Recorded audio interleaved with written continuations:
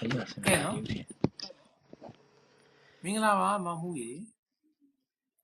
မင်္ဂလာပါကိုတန်ကြီးကဲ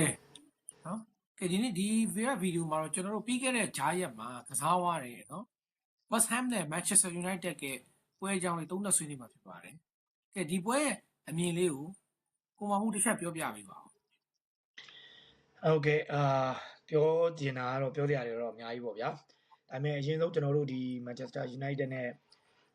ကျွန်တော် West Ham ပွဲပေါ့မပြောခင်လေးနော်ကျွန်တော်တခုပြောချင်တာကတော့ West Ham ကသူတို့ကတန်းစင်းဆောင်တာရောက်နေတယ်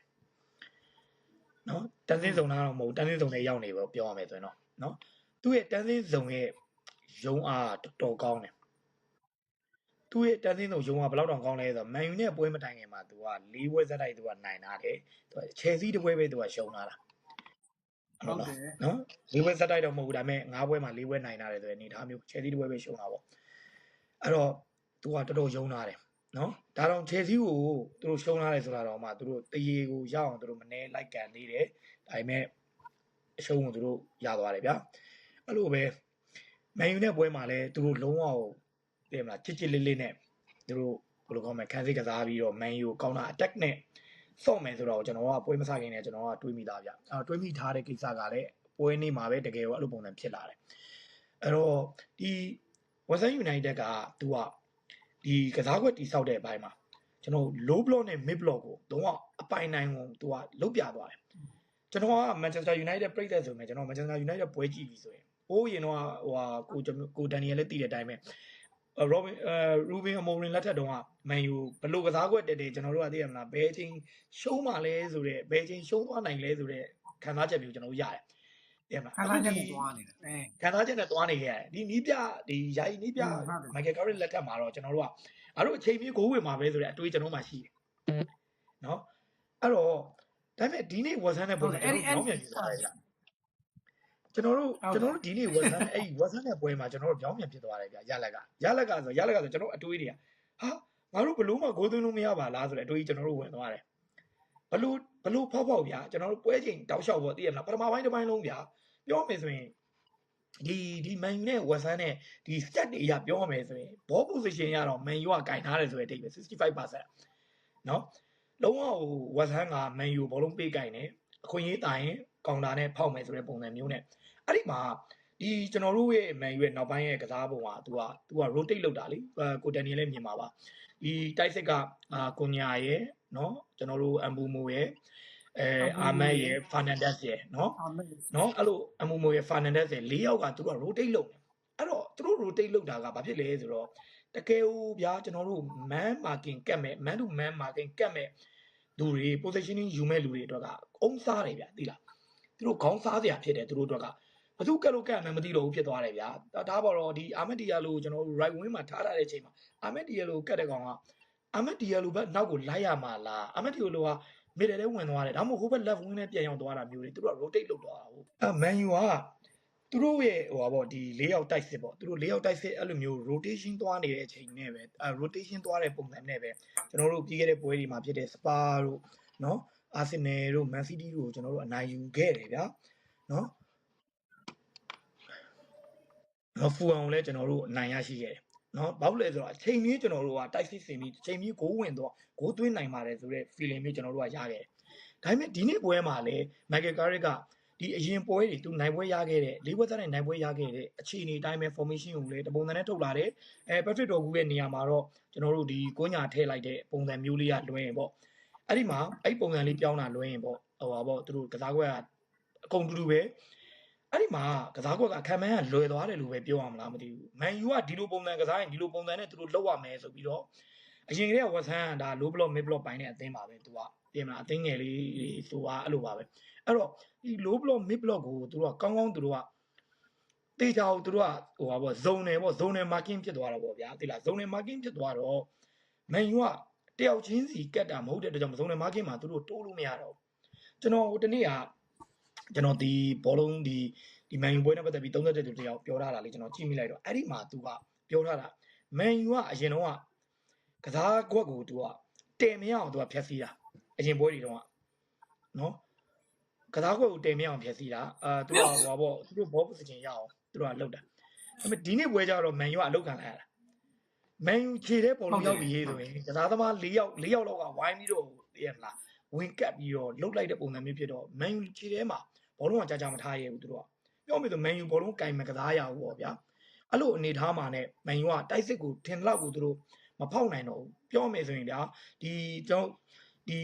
expected goal တောင်မှတကယ်တမ်းပြောရရင်ဗျာမန်ယူကပုံမှန်ပွဲတွေမှာဆိုရင် 2.5 တို့ 1.9 တို့ဘာလို့ရနေတဲ့အချိန်ကနေသူ့ရဲ့ goal expected တွေကရော့ထွက်သွားတယ်။ဘာလို့လဲဆိုတော့သူတို့က goal area တွေကိုချင်းချောက်နိုင်တဲ့ပုံစံမျိုးသူတို့ကအရင်နေသွားတယ်။ကျွန်တော်ကတော့အဲ့လိုမြင်တယ်။ West Ham ရဲ့နောက်တန်းကိုလည်းတော်တော်ကြီးကြီးကျူးရမယ်။နောက်တန်းမှာမဟုတ်ဘူးပေါ့။သူတို့ရဲ့အသင်းလိုက်ဒီ zone နဲ့ market နဲ့ပတ်သက်ပြီးတော့လောက်တာအရန်ကိုသူတို့ကောင်းလုံးအားကြီးတယ်။ဒီပုံစံတိုင်းနဲ့ West Ham ကသွားမယ်ဆိုရင်သူတို့တန်းသိန်းဆောင်ကနေ AC လွတ်သွားမယ်လို့ကျွန်တော်ကတော့ထင်တယ်ဗျ။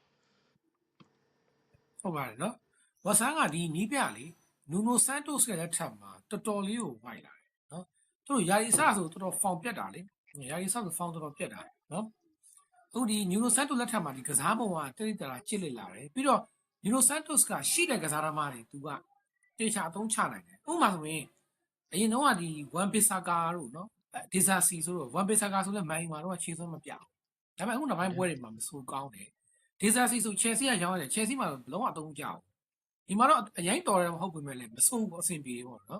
်တော်သူတို့မနေ့ကဝယ်ထားတဲ့ဒီဆမ်မာဗီတို့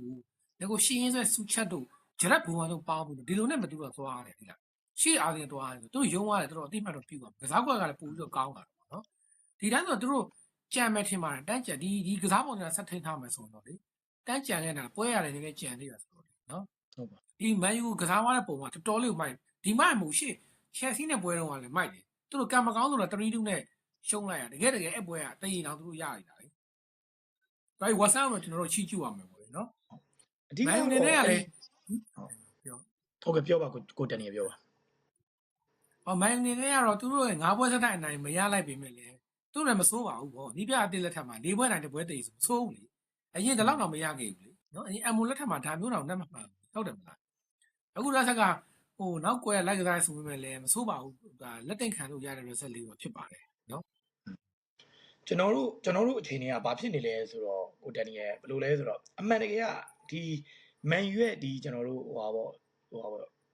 heritage ပေါ့မန်ယူရဲ့ heritage ဆိုတဲ့ဟာပေါ့ဒီမန်ယူ heritage ကအမွန်ရင်လက်ထက်မှာကျွန်တော်တို့ဖြည့်ဆည်းခံလိုက်ရတာဗျသိလားတကယ်တမ်းကျွန်တော်တို့က9ပွဲဆက်အနိုင်လေးလိုချင်ပါတယ်ဆိုပြီးတော့ဟိုမြင်ချင်ပါတယ်သူတောင်းဆိုရတဲ့အခြေအနေကိုကျွန်တော်တို့ကရခဲ့တာဗျာသိလားအရင်တော့က9ပွဲဆက်မပြောကျွန်တော်တို့9ပွဲဆက်လည်းနိုင်တယ်12ပွဲဆက်တွေလည်းရှိတယ်ဟိုမှာ15ပွဲဆက်နိုင်နိုင်လည်းကျွန်တော်တို့ရှိတယ်ဗျာပြောရမယ်ဆိုရင်ဒါမျိုးတွေကကျွန်တော်တို့ကဒါရမဆန်းဘူးဗျာသိလားဘာလို့လဲဆိုတော့မန်ယူဆိုတာလည်းတကယ်တမ်းအသင်းကြီးဆိုတဲ့အဆင့်တွေမှာပါတာဟုတ်ဒါပေမဲ့အခုကမန်ယူကဒီရူဘင်အမိုရင်ရောက်လာပြီးရဲ့လက်ထက်ပေါ့ဒီတန်ဟန်နဲ့ရူဘင်အမိုရင်ရဲ့ဒီ transition ကာလအကြားတွေရောဘာတွေရောမှာမန်ယူကတော်တော်ကြီးကိုသူကဘယ်လိုခေါ်မလဲဟိုအလေလက်အသင်းပုံစံလိုမျိုးဖြစ်သွားတယ်လို့ကျွန်တော်မြင်တယ်ဗျသိရမလားအသင်းကဘလောက်ပဲကစားသမားကောင်းနေပဲဘလောက်ပဲခေါ်မနေ့ကဆိုရင်အဆင့်ဘလောက်လဲကြည့်အဆင့်တော်တော်အဆင့်မပြေဘူးနော်အဆင့်15အဆင့်15နဲ့ကျွန်တော်ရတာအဆင့်ရမယ်တော်တော်နိုင်သွားတယ်ဟုတ်ဖြစ်ဒီနေ့တော့မဖြစ်ပါဘူးအနည်းဆုံးတော့ကျွန်တော်ထင်တယ်4-5လောက်တော့ချယ်ဆီနဲ့3-5ပေါ့3-5တော့ကြံမယ်ထင်တာပဲဒီတိုင်းဆက်သွားရင်တော့လေနော်သူတို့မှာအားတာချက်ကအဲ့ဒီဟိုတခြားဥရောပပွဲတွေလည်းမရှိတော့တဲ့အတွက်ကြောင့်ကစားသမားတွေလည်းတိတ်ပင်ပန်းတာမရှိတော့ fresh ဖြစ်နေမှာပေါ့နော်ကျွန်တော်ထင်ပါတယ်ဒီဟာတွေကတော့3-4အလုံးစုံ5လောက်ပဲသိမ်းမယ်ထင်ပါတယ်နော်ဟိုပေါ့မန်ယူကအဲ့ဒီဟိုပေါ့အခုကျွန်တော်တို့ဒီဝက်ဆန်နဲ့ပွဲနဲ့ပတ်သက်ပြီးကျွန်တော်တို့ပြန်ပြီး recap လုပ်လိုက်အောင်မန်ယူကကြတော့ဒီပြီးခဲ့တဲ့ပွဲမှာဟိုခုနဟိုကိုတန်နီနဲ့ကျွန်တော်နဲ့ချယ်ဆီအကြောင်းဆွေးနွေးခဲ့သလိုပေါ့မန်ယူနဲ့ချယ်ဆီနဲ့က draw ဖြစ်တာချင်းတူတယ်ဆိုပေမဲ့အခြေအနေချင်းကတော့မတူဘူးဖြစ်သွားတယ်ဘာဖြစ်လို့လဲဆိုတော့ဟိုချယ်ဆီလည်းတိုက်စစ်စင်တာပဲမန်ယူလည်းတိုက်စစ်စင်တာပဲဒါပေမဲ့ချယ်ဆီကဂိုးတွေရပြီးတော့မှပြန်ပေးလိုက်ရတယ်ဆိုတဲ့အခြေအနေမျိုးဖြစ်သွားတယ်ပြောင်းတယ်မန်ယူကကြတော့အဲ့လိုမဟုတ်ဘဲနဲ့မန်ယူကဂိုးရင်ပေးလိုက်ရပြီးတော့မှသူ့ရဲ့ဒီတရေရလက်ပြန်ဖြစ်ဖို့အတွက်ဒီအခြေအနေကိုပေါ့ပြန်ခြေပဖို့အတွက်ကိုမန်ယူကမနေ့ပြန်ပြီးတော့လုတ်ခဲ့ရတယ်ပေါ့ဗျာဒါတော့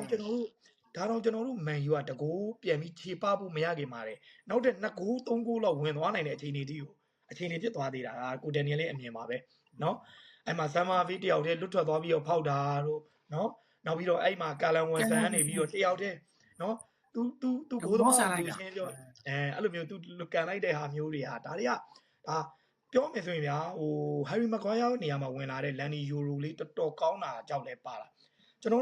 ပြောမယ်ဆိုရင်ဗျာအဲ့ဒီနေရာမှာ West Ham မဟုတ်ဘဲနဲ့ Man City ဒါမှမဟုတ်ရင် Arsenal ဒါမှမဟုတ်ရင် Liverpool Chelsea တသိန်းနေတာဆိုရင်အသေးကြတဲ့အနိုင်ကိုဖြစ်ပြောင်းလဲသွားမှာ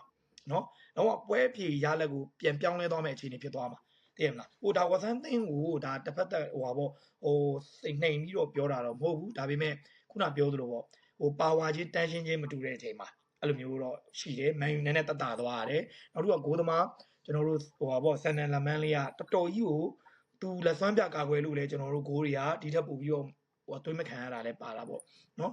တကယ်နဲ့အဲ့ဒီကျွန်တော်တို့ဒီဂိုးပေးလိုက်ရတဲ့အချိန်နော်ကျွန်တော်တို့ Man U တင်းက form ပြတ်သွားလားဆိုတော့ form လုံးဝမပြတ်သွားဘူး Man U ကဟိုဘယ်လိုခေါ်မလဲလုံးဝအရင်တော့ဆိုရင် Man U ကဂိုးပေးလိုက်ရပြီးဆို form ပြတ်သွားရပြီးပြီနောက်တဲ့2ဂိုး3ဂိုးတွေပါတယ်ဆိုပြီးတော့ဒါပေမဲ့ Man U ကတကယ်ကိုတိုက်စစ်စင်တယ်တိုက်စစ်တွေကျွန်တော်တို့ပြန်ဆင်တဲ့အချိန်မှာလဲကျွန်တော်တို့လူသားလဲတဲ့နာတွေလဲတယ်ပေါ့မှန်ကန်တဲ့လဲမှုတွေပေါ့ပြီးတော့ကိုဒန်နီယယ်3ထားမိလားမသိဘူး Man U ပွဲမှာကျွန်တော်တို့ဒီဟိုပါပေါ့4-2-3-1သွားနေရနေပြီးတော့ဒီကစားသမားချိန်လိုက်တဲ့အချိန်မှာ formation ပြောင်းသွားတယ်ဆိုတာလေတတိထားမိလိုက်လားမသိဘူးကျွန်တော်တို့ဒီဇက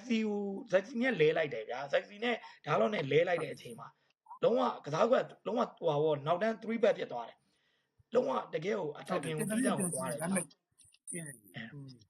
်ဇက်စီတောင်တစ်လုံးခေါင်းတိုက်လိုက်သေးတာဘေးကတ်ထွက်သွားလို့အဲ့ကိုကလည်းဝင်လို့ရတယ်ဇက်စီတစ်လုံးတိုက်တယ်လေတိုင်ပြီးကတ်ထွက်သွားတစ်လုံးရှိတယ်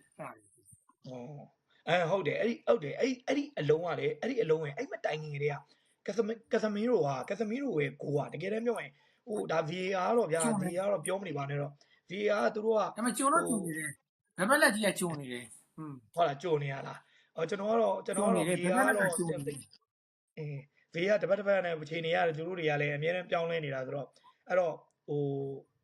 အကယ်၍များတာဒီကစမီရိုရဲ့ကိုတာကျွန်တော်တို့ဝင်သွားခဲ့မယ်ဆိုရင်တော့တေးကြတယ်အဲ့ဒါမန်ယူနောက်တကူနဲ့ဆိုရင်မန်ယူကနိုင်သွားနိုင်တယ်ပေါ့ဗျာအဲ့လိုမျိုးပေါ့ဒါပေမဲ့ပွဲချီကိုကျွန်တော်တို့မိနစ်90ပြည့်တဲ့အထိကိုကျွန်တော်တို့ပွဲချီကိုမပြောင်းလဲနိုင်တော့ကျွန်တော်တို့ဒီမှာဟာစိတ်ဘူးသွားပြီပေါ့ဒီပွဲတော့ကျွန်တော်တို့တွေ၄ပွဲစတိုက်ကနေပြီးတော့အခုရှုံးပြီပေါ့ဆိုပြီးတော့၄ပွဲစတိုက်နိုင်ကနေရှုံးပြီဆိုပြီးတော့ဖြစ်တော်မဲ့အချိန်မှာဒီလူသားဝင်လာတဲ့နော်ကျွန်တော်တို့ရဲ့နော် Sasco လေးကနေပြီးတော့တွင်းသွားတယ်အဲ့အလုံးစုံကျွန်တော်တို့ကဝင်လို့ထင်တာဟုတ်တယ်ဝင်တော့ဝင်လို့ထင်တာနော်တိုက်စစ်မှုတယောက်ကတွင်းကိုဆိုတာအဲ့အမျိုးဖြစ်ရမှာနော်အတားလေးတက်လုပ်ပြီးတော့အတားလေးပဲနော်တောင်းလေးတယ်အဲ့တော့ဝဆန်ကလည်းတော်တော်ကောင်းတယ်နော်သူကလုံးဝအသင်းကြီးတွေအတွက်ဘယ်အသင်းတွေကဟိုပါပေါ့ချန်ပီယံနဲ့ထိုက်တန်လဲဆိုတာကိုသူကဘယ်လိုခေါ်မလဲဟိုစစ်ဆေးနိုင်တဲ့အသင်းအနေနဲ့သူ့မှာရှိနေတော့မယ်သူ့ကိုလည်းကျွန်တော်တို့ကတန်းပရီးမီးယားလိမှာတော့သူ့ကိုကြံရစ်နေစေခြင်းသေးတယ်ဗျာဘာလို့လဲဝဆန်ကလည်းကြံခဲ့စီတင်တာပေါ့နော်ဝဆန်ကမာတယ